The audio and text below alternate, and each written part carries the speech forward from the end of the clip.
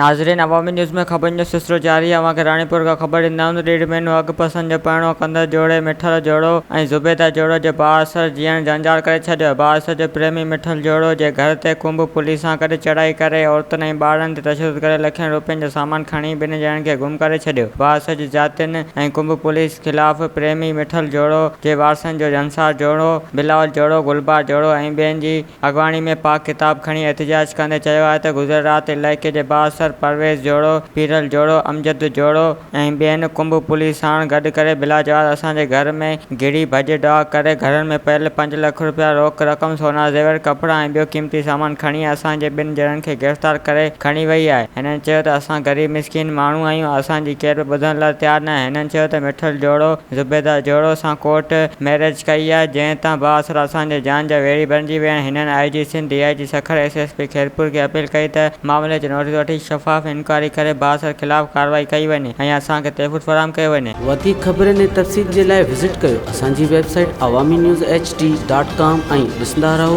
Awami news HD।